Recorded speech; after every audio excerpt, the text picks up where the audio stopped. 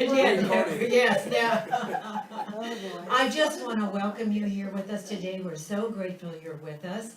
And we just send Deb and Darlene all of that great energy, because your energy in this sanctuary lifts up the consciousness for everyone along with it. So thank you for being with us and enjoying us. And if there's any questions you have, you can certainly ask me afterwards and any of our practitioners. So welcome, welcome, welcome. So my talk is about our founding fathers and how it mirrors our vision for the Center for Spiritual Living. And I've always been inspired by our founding fathers, who for their wisdom and all their vision, they were immigrants coming here to a bone-chilling cold winter that was winter, when winter was just freezing. And when they came, they knew they were meeting adversity. And so you wonder why they did it. Why did they take this risk? Why did they come here? Has anybody else admired our founding fathers? Yay! Yay! I'm not alone. Okay. So it sounds like a Herculean effort to me that they did this. It certainly would have been in my case to come here at that point in time. So why did they come? They longed for intimacy. And intimacy with the divine, for one of the reasons they came. And I always say intimacy is into me I see. So intimacy is to get in touch with the self that is the spirit and the divinity of who you are, that wrote that song for Bill.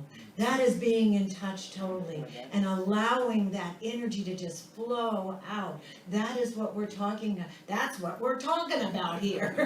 Thank you, thank you. So when they came, they wanted, obviously, many things. They wanted to break away from the monarchy. They didn't want to be ruled under the king. They wanted religious freedom. Most of them were Protestants, but they did want to worship as they wanted to worship. They had all different interests and all different ways of being, and they wanted to be free from taxes too. The taxes were overbearing, so they came here to build a new way, a new land, to allow those freedoms to shine brightly for in and through every single one of them.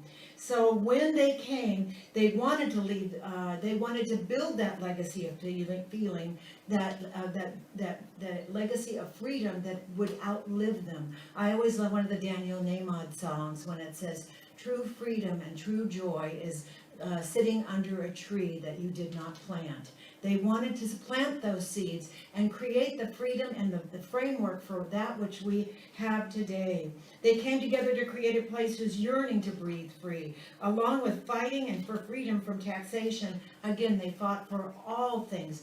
Free speech, that was one of the things too, is they could not say things. And when they came here, they were taking big risks to break away. They didn't break away right away. But they came here and they wanted to break away. They were committing treason, and they were worried. They were worried every step of the way that they were going to be imprisoned and hung at the neck. So when they came here, they took great risks for something greater than they were. Something greater that pulled them, that tugged at their hearts to make a life that was not only greater for them, but for their children, their children's children, and all of the world together. Now, I believe that they were just incredibly evolved people as they were. You look back at their history and you just see how brilliant these men were.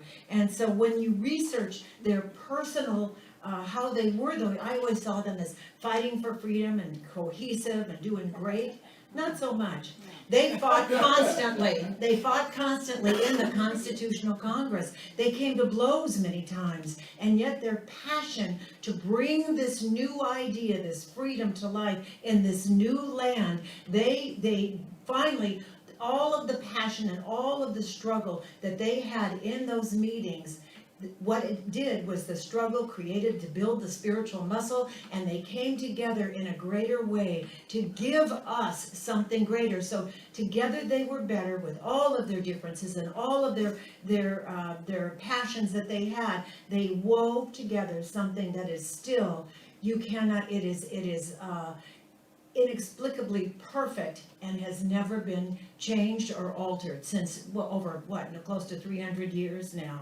So just as a reminder of how violent some of those meetings were in the Constitution, I'd like to bring up Aaron Burr, who is still the only sitting vice president who killed, it happened to be Alexander Hamilton in a duel, and he is the only sitting vice president who killed somebody while they were vice president in the government. So it just gives you a clue of how sometimes passionate they were and how much they fought and how much they fought for their own selves. So has anybody watched the meetings of the British Parliament? I watch them on BBC. Has anybody ever tuned into the BBC Parliament meetings? Oh, you gotta see them. I thought it was a sitcom at first, then I saw Theresa May there. I thought, oh my gosh, they sit around this huge table, they fight, they scream, they throw things, they jump up and down. The passion is so incredible. And so to me, it's like looking at these meetings must be what it was like for the meetings back during the first Congress, when they had those first congressional meetings to pound out, literally, the Declaration of Independence. So the meetings at both Continental Congresses, held in Philadelphia, by the way, the city of brotherly love, which wasn't always happening in the room that it happened. There was a lot of infighting there. They were creating that greater vision and awakening to their better angels, as I say, together because of their differences. Again, they were better. They made each other stronger, and they made each other more passionate from that heart space, from that spiritual space. We are the recipients of that courageous brilliance in their actions. They deepened beyond their personal agendas, and they wrote the Declaration of Independence that remains incorruptible, as I said. It is a vision that continues then and now. Out of the most prominent 5 founding fathers, George Washington, which was interesting to me, that our founding father of the nation, was not there. He was in battle, I think, someplace, or in military service someplace else in the country. He did not sign the Declaration, and he was not there to even put his 2 cents in. But of the other men, the most prominent ones, and I asked Buzz to bring up, we have a slide of the most prominent men, and you'll notice, I think Washington is in this one, but let's see here, who that began the Declaration of Independence and were the drivers and shakers and movers. There were 56 people in the Congress. So the founding fathers, George, no, go back. Okay. And they didn't throw away their shot either. They hung in there. So,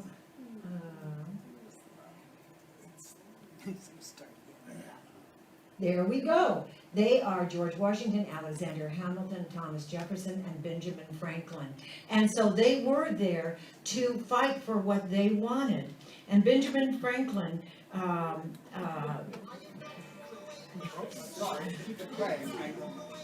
it must be a persistent theme. We have to look at this more. See what we're throwing away and what we're not doing and what we are doing. Anyway, Benjamin Franklin, Alexander Hamilton, John Adams are the ones that convinced Thomas Jefferson that he should write the Declaration of Independence. They felt that he was the most brilliant writer. He went kicking and screaming the whole way. He didn't want to do it. He finally caved, and he ended up being the major author of the Declaration of Independence. So when they did all of this, Jefferson was only 33 years old, John Adams was 40, Alexander Hamilton was just 30. They were young, they were all really, really young. These young men with this passion that created so much. Benjamin Franklin was 70 years old at the time. He said after signing, "Indeed, we must all hang together, or most assuredly, we'll all hang separately." And so, one of the things that I did not, when you look back, you kind of know. When you look back, you see that Benjamin Franklin was a punster, was a jokester, and actually they approached him to write the Declaration of Independence, and then they were all afraid. They were all afraid that he was going to put jokes in there, and they just couldn't have that. So they pulled him out of that position and made Thomas Jefferson to write it.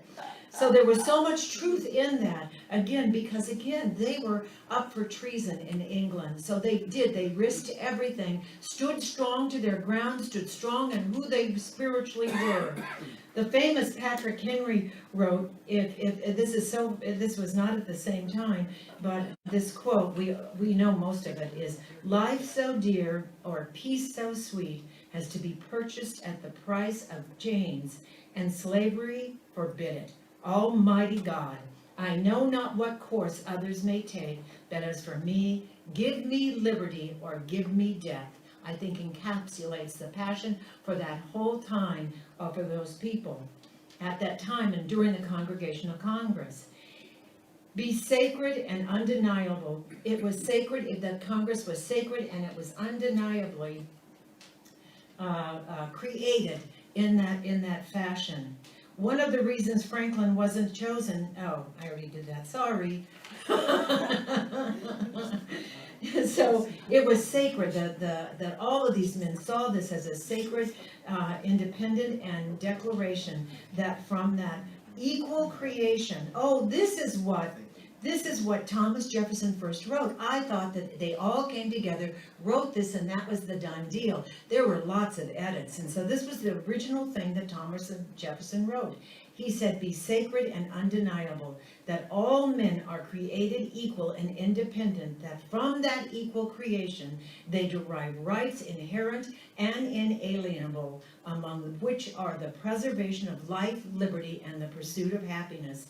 There was a huge debate over the word sacred and equal creation. They didn't want to sound religious. That's why they were here. That's why they used the word creator. They didn't give it a nomenclature so that people could choose who they worshiped and how they worshiped and what they worshiped as well. Ben Franklin came up with the final wording, and this was it as we know it. "We hold these truths to be self-evident, that all men are created equal, that they are endowed by their Creator with certain unalienable rights, that among these are life, liberty, and the pursuit of happiness." Endowed means they were born. That spirit within them was a given. No one could take it away. No one could change it. It was theirs to draw upon, and from that creative source going outward, it was from, as Bill said, channeled. If I had come to you and said, "Well, I want you to change this, and this," you would say, "No, this is my song. This is the song I'm singing. This is the song that came to me." And therefore, it is that from that divine, and you can't change the words of the divine, so to speak. So the words are inspiring and have so far withstood the test of time. At the time of the writing, however, when they did this, life wasn't so great. They had this vision, and we are still living into this vision. Women couldn't vote. Women were, second-class citizens. Slavery was still happening. And also, when they said that all people, the equal rights of all people, what they were talking about were the white landowners who paid the taxes. Everything changed after that. Everything changed because here they have this vision that today we didn't know what they were talking about, and yet the vision that they had was so much greater even than the words. I believe it was channeled just as many of us channel greater visions and greater ideas. The Declaration of Independence remains one of the greatest examples of how our thoughts, our words are so powerful, because those thoughts and words are what still dictate our better angels, our highest good today in this world. Is anybody cold? Yes. Okay, great. Okay, yeah. I just thought if I'm cold, I'm worried about everybody else being cold. I'm the last one that gets cold, and it's cool up here. And I thought, oh, how nice. And I thought, no, it's just, I grant you the freedom to shout out, "I'm cold." So our founding fathers' words ignited a spark that built a nation on the foundation of the principles of freedom. And that's where we stand today, that we can still draw upon that energy and that passion that they had. It's difficult to listen to the news for me lately. Is it any difficult for anybody else? Yeah, it is. I envision our founding fathers actually turning over in their graves saying, oh my God, oh my Creator, what is happening here? And yet in their lifetimes, they weren't able to bring all of their ideals into fruition. And that is our job. We are left with that job to use those words and to go into that highest vision that we have. Like those freedom fighters and visionaries who created one of the most profound inspirational documents in all of history, we too have a larger spiritual vision. In our evolutionary existence, we come, no matter what it looks like on the outside, and sometimes the outside looks rough to us, but each generation, each obstacle has built our spiritual muscle. And I always say it's like that vortex, that energy that keeps going wider and wider and wider, with more awareness, more passion, more understanding that we are one on this planet. We are intricately interconnected. We know this spiritually, we know this energetically, we know it through physics, we know it in every single way. And what we do to one, we do to all. And eventually, as we become more awakened, the obstacles become tougher, so that we build our spiritual muscle to go beyond that, to see beyond that like our forefathers do. And the Centers for Spiritual Living, when you look at their larger vision, a world that works for everyone. Now that's a heavy duty thing. How do you make a world that works for everyone? Heart by heart by heart, vision by vision by vision, that is your greater angels calling to you and letting you feel what they are thinking and how they are being. It's difficult, again, to listen sometimes, but then I have to remember that we are, in our own ways, especially in this teaching, working to create that harmony, that unity, that equanimity in and through all. And it has to start in our heart. It has to start with you being who you say you are. So everyone is involved. So our history is important to me, for it mirrors our own vision. And not only that, the vision of why I'm still here today.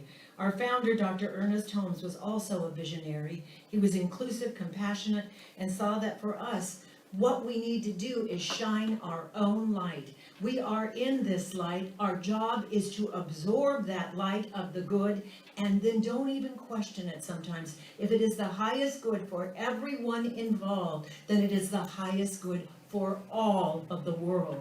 So when you look at any decisions you have to make, you look and say, is this the highest and best good for everybody on this planet? Or is it just good for me?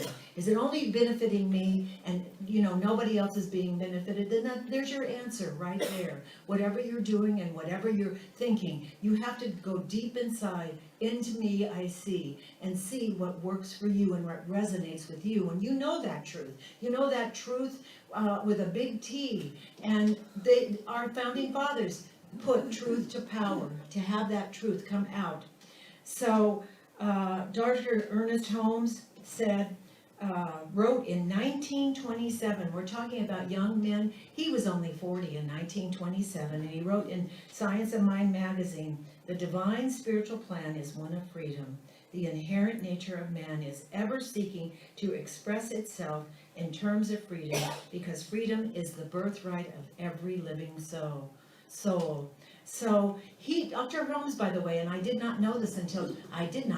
My granddad always says, I did not know that. But I did not know this, that he was one of the first ones to open the door to ministry, to ordain a woman, ordain someone, all races, black and gay, and fighting for human rights. He was on the precipice and the beginning of fighting for human rights for everyone way back in the 1920s. And to me, that is very heartwarming, and it makes me realize how he was above the fray and how his vision matches our founding fathers when they didn't even know. It was one of those, again, those channeled things that you get when you know that the truth with a big T is what is happening here, and you don't know all the parts yet, but you're opening to listening to all the parts. So true freedom is always spiritual. It is something to do with your innermost being, which cannot be changed. Viktor Frankl, it was so interesting that Marcia quoted him today too. He was an Austrian neuroscientist and also a psychiatrist and a World War II Holocaust survivor. And in his best-selling book, Man's Search for Meaning, he wrote, "It's our spiritual freedom that cannot be taken away. It is what makes our life meaningful and purposeful." Like our founding fathers, he drew upon something greater and he made a choice to go beyond the power, to go beyond all the suffering that he went through and all of the emotional upset that he went through. He chose to rise above that which was and to not allow it to dictate who he was going to be the rest of his life. He chose to bring something greater out of that. And that is one of the most horrendous stories I've ever heard from concentration camp, and how he survived is that God-given freedom within him knew that there was something better and that he was going to bring it to light, I believe.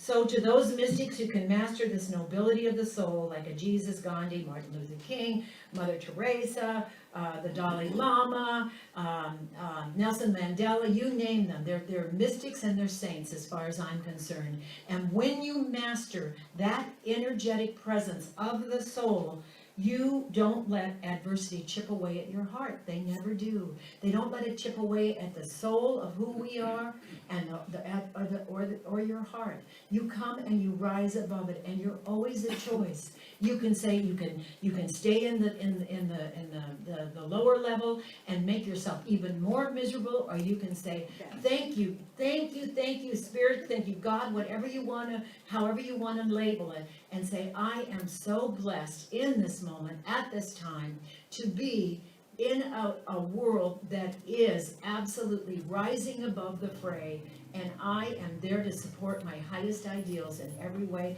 and the highest ideals of all of the planet, all of life.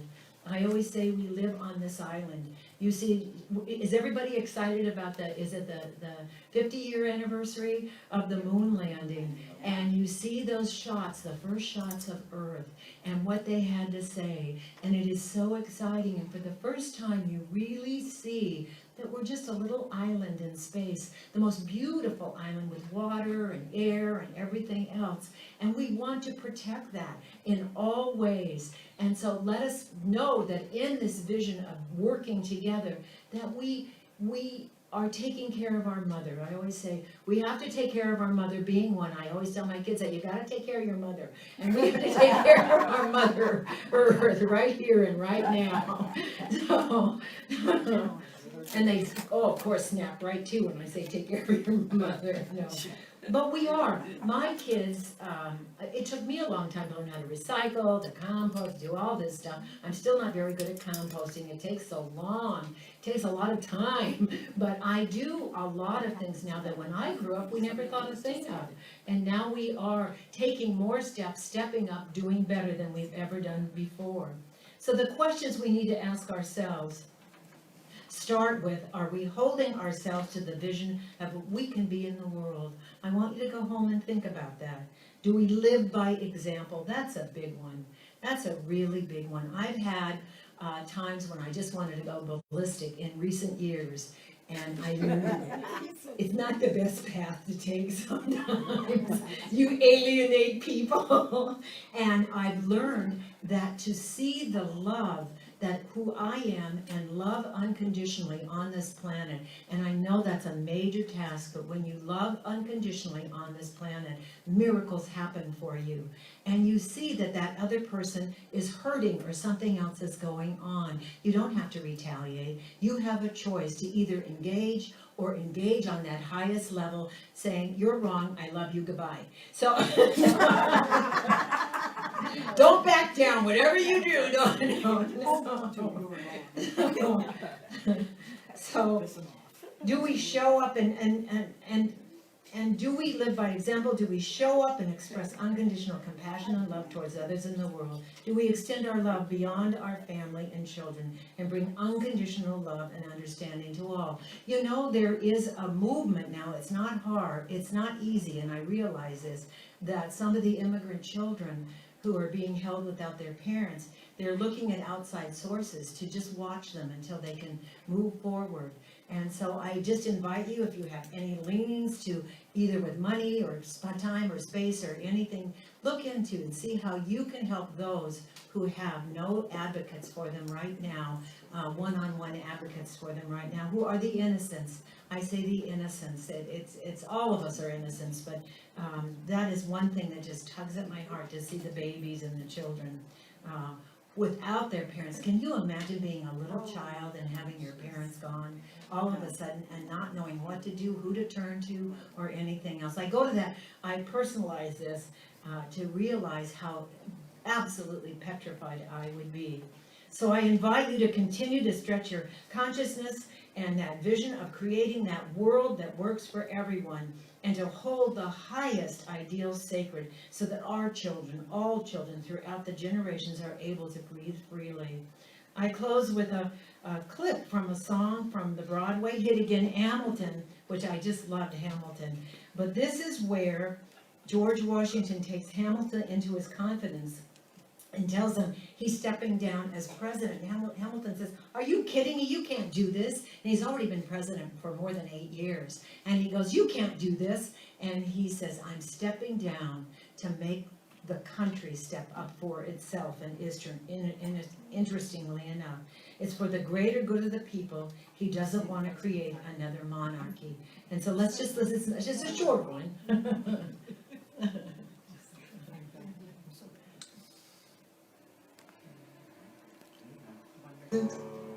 I'm sorry, what? Yeah. One last time, relax, have a trip with me. One last time, let's take a break tonight, and then we'll teach them how to say goodbye. To say goodbye, you and I. No, sir, I'd like to talk about neutrality, sir. With Britain and France on the verge of war, is this the best time? Warn against partisan fighting. Pick up a pen, start writing. I want to talk about what I have learned, the hard-won wisdom I have earned. As far as the people are concerned, you have to serve. You could continue to serve. Last time, the people will hear from me. One last time, and if we get this right, we're gonna teach them how to say goodbye. You and I. Mr. President, we'll say you're weak, no, they will see we're strong. Your position is so unique, so I'll use it to move them along. Why do you have to say goodbye? If I say goodbye, the nation learns to move on. It outlives me when I'm gone. But the scripture says, everyone shall sit under their own vine and fig tree, and no one shall make them afraid. They'll be safe in the nation we've made. I want to sit under my own vine and fig tree, a moment alone in the shade, at home in this nation we've made. One last time, one last time. And so what I wish for all of you is the freedom to sit under your own tree and fig tree, or whatever he says there. May we continue to have the courage to stand up, speak up, and continue to hold those values we hold truest to our heart in this country of who we are. Stand strong on our freedom, stand strong on your spiritual principles. And so it is, and that's the way it is. I love each and every one of you. God is the power. And speaking of power,